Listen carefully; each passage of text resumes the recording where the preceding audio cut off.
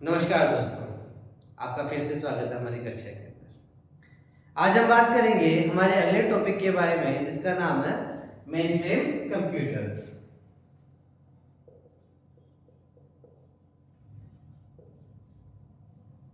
Mainframe computer. Mainframe computer के बारे में जाने इससे पहले मैं आपको बात करूंगा हमारी पिछली कक्षाओं के बारे में, जिसमें हमने जाना था कंप्यूटर के परिचय के बारे में, कंप्यूटर की परिभाषा के बारे में। फिर उसके बाद में हम बात कर रहे थे कंप्यूटर के वर्गीकरण के बारे में, जिसके अंदर हमने कंप्यूटर को 3 भाग में बांटा था। पहला था एनालॉग कंप्यूटर, दूसरा था हमारा डिजिटल कंप्यूटर और तीसरा था हमारा हाइब्रिड कंप्यूटर। एनालॉग कंप्यूटर के बारे में हम जान चुके थे और डिजिटल कंप्यूटर के बारे में हम बात कर रहे थे, जिसका पहला पार्ट हमने पढ़ लिया था, जिसे सुपर कंप्यूटर के नाम से जाना जाता है। उसका दूसरा भाग जो है वो है हमारा मेनफ्रेम कंप्यूटर।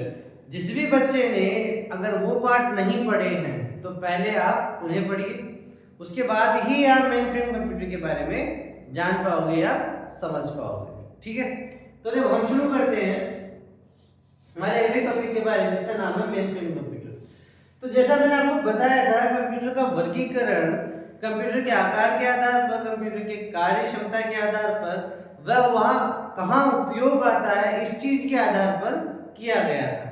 ठीक है, तो देखो अब कंप्यूटर का उपयोग हमने सुपर कंप्यूटर के बारे में पढ़ा था, हमने एनालॉग कंप्यूटर के बारे में पढ़ा था। एनालॉग कंप्यूटर भौतिक राशियों पर काम करता है, हमने वो जाना था। ठीक है, सुपर कंप्यूटर बड़े बड़े अंतरिक्ष अनुसंधान केंद्रों में काम में आता है, बड़ी बड़ी खोजों में काम में आता है, वैज्ञानिक बड़ी बड़ी चिकित्सा पद्धति में काम में आता है, चिकित्सा क्षेत्रों में काम में आता है। ठीक है, हमारा मेन फ्रेम कंप्यूटर कहाँ काम में आता है और मेन फ्रेम कंप्यूटर बनाया क्यों गया? जब सुपर कंप्यूटर था तो सारा काम उसी से कर लेते, मेन फ्रेम कंप्यूटर की कहाँ जरूरत थी?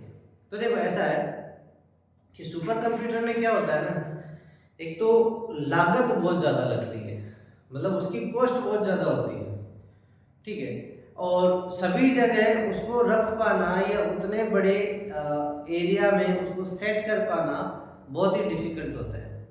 ठीक है, तो सबसे बड़ा रीजन है उसकी लागत का। जितना शक्तिशाली वो कंप्यूटर होता है ना बच्चों, उतना ही ज़्यादा वो महंगा होता है।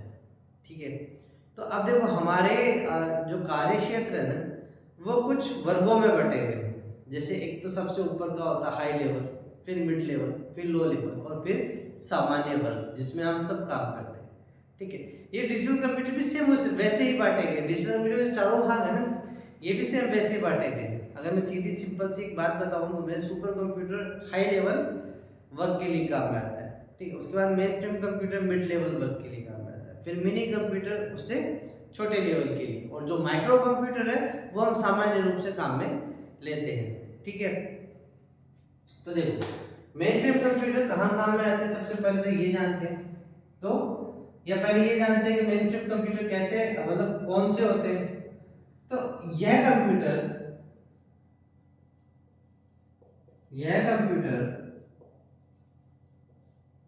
ध्यान रहे, यह computer super computer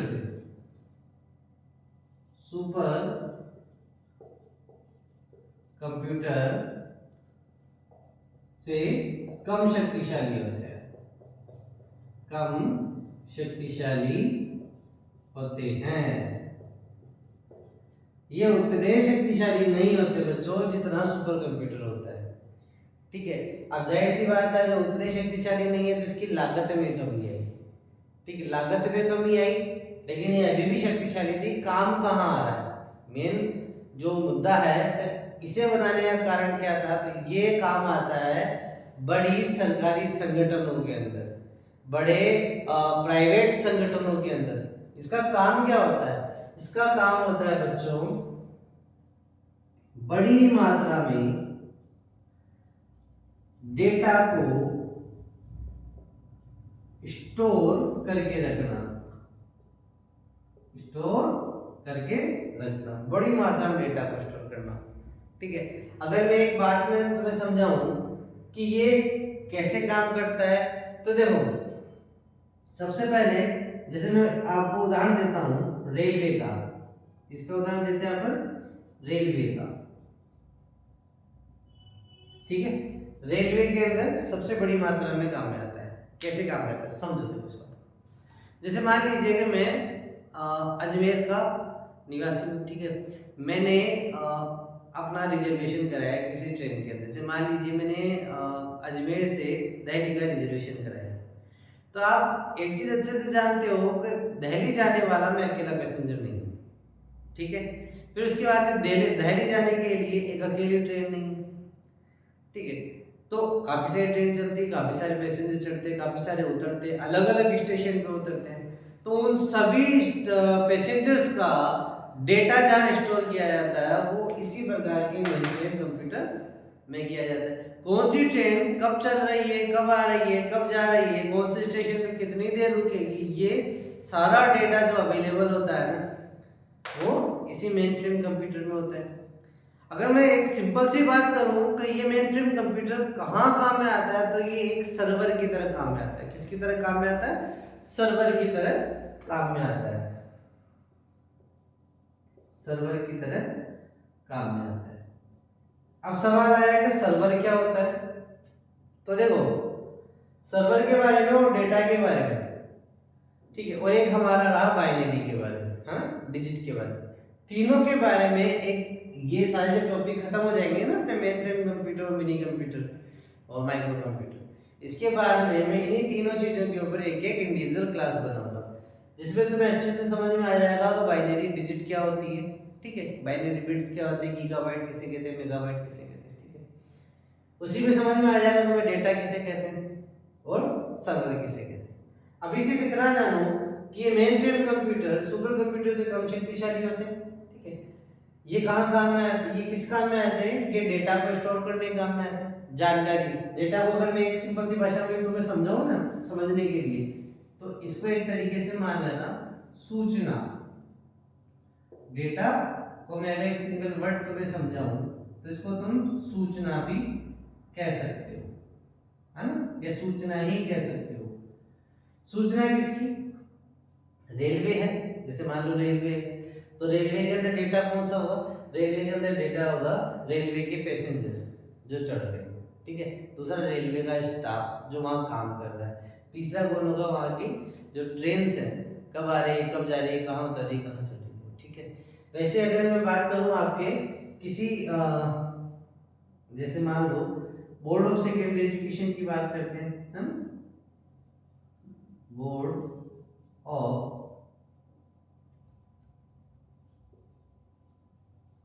secondary education की बात करूं तो उसके अंदर, माध्यमिक शिक्षा बोर्ड जिसे आप लोग बोलते हैं, तो अगर माध्यमिक शिक्षा बोर्ड की बात करूं तो उसके अंदर डेटा कौन सा होगा बच्चों? तो उसके अंदर डेटा होगा स्कूलों का नाम, कहाँ कहाँ स्कूल है ना, स्कूलों का वर्ग, जैसे मान लीजिए कौन सा प्राइमरी है, कौन सा प्राइमरी है, कौन सा सेकेंडरी है, कौन सा सीनियर सेकेंडरी है, ठीक है, ये हो गया, ठीक है। दूसरी चीज उसके अंदर स्टाफ जो काम कर रहा है ना, कौन थर्ड ग्रेड का है, कौन सेकंड ग्रेड का है, कौन फोर्थ ग्रेड का है, कौन फर्स्ट ग्रेड का है, कौन प्रिंसिपल है, कौन क्या है, कौन एचएम है, सारी चीजें हो गई। उसके अंदर एडमिटेड स्टूडेंट्स है ना, जिनके दाखिले लिए वो स्टूडेंट, ये सारी चीजें एक डिपार्टमेंट के लिए डेटा के रूप में पड़ी होती है। तो डेटा के बारे में जैसे आपको बताया मैंने, आगे मैं आपको बताऊंगा, पूरा इंडिविजुअल वीडियो बना के बताऊंगा, कुछ समय कुछ सेकंड कुछ मिनट का रहेगा वो, तो आप लोग देख लेंगे। उसी से अपन सर्वर को समझेंगे। तो अगर मैं मोटा मोटी बात करूं मेन फ्रेम कंप्यूटर के बारे में, तो फिर एक बार देख लीजिए सुपर कंप्यूटर कौन शक्तिशाली होते हैं, कहाँ काम में आते हैं, डेटा को स्टोर करने के काम में आता है, बेसिकली किस चीज के काम आते हैं, सर्वर के काम में आते हैं, ठीक है। ये इसकी छोटी सी एक परिभाषा है, फटाफट लिख लीजिए।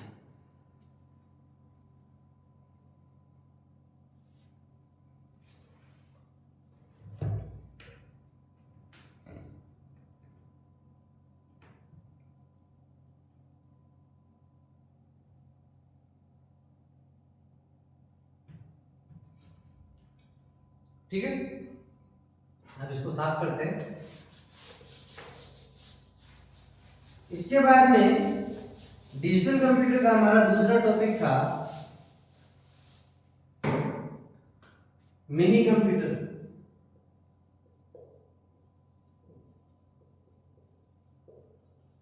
मिनी कंप्यूटर यह मेन फ्रेम कंप्यूटर से कम शक्तिशाली होते हैं। सबसे ज्यादा शक्तिशाली कौन? Super computer. उसके बाद मेन फ्रेम कंप्यूटर, फिर उसके बाद में मिनी कंप्यूटर। अब ये कहाँ काम में आते हैं? ये आते हैं निम्न लेवल की, निम्न स्तर की, निम्न स्तर की संस्थाओं में। कहाँ काम में आते हैं? निम्न स्तर की संस्थाओं में। ठीक है। सुपर कंप्यूटर उच्च लेवल की में काम में आता था, मेन फ्रेम मध्यम वर्ग में काम में आता था, और मिनी कंप्यूटर का काम में आते हैं निम्न स्तर की संस्थाओं में काम में आते हैं। सबसे शक्तिशाली सुपर कंप्यूटर, उससे कम शक्तिशाली अपना मेन फ्रेम कंप्यूटर, उससे कम शक्तिशाली अपना मिनी कंप्यूटर। इसकी परिभाषा मात्र इतनी है। अगर मैं बात करूं इसके बाद में अपना नेक्स्ट टॉपिक माइक्रो कंप्यूटर।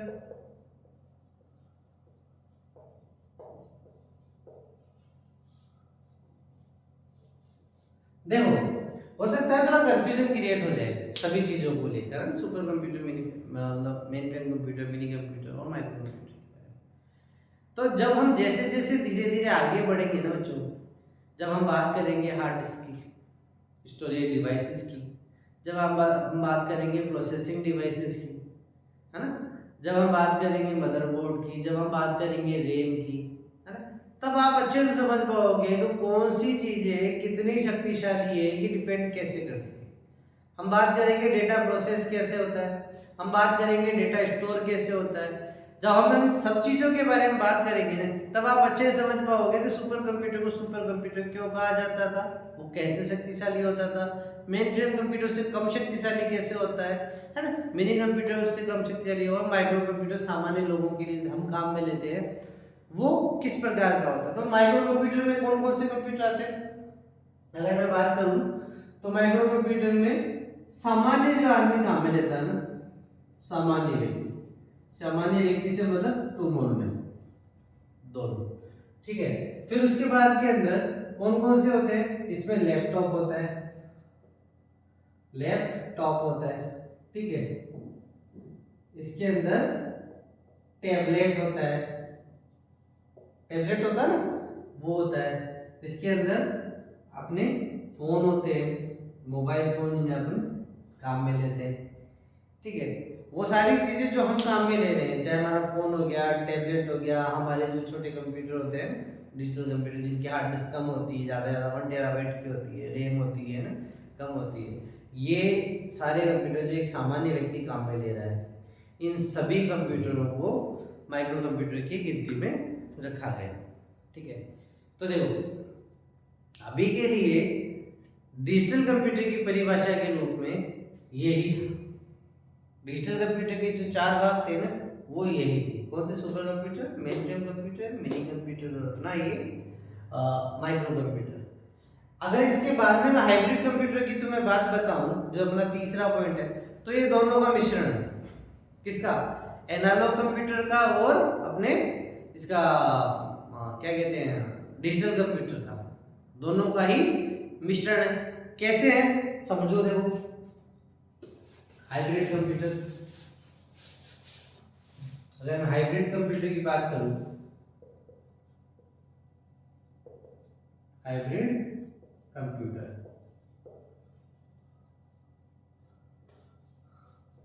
तो हाइब्रिड कंप्यूटर क्या है? अगर मैं इसकी परिभाषा लिखूं तो ये है computer analog computer, analog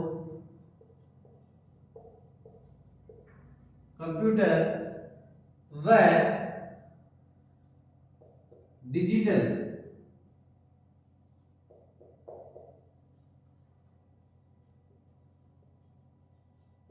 computer दोनों का मिश्रण होता है। क्या होता है? दोनों का मिश्रण होता है।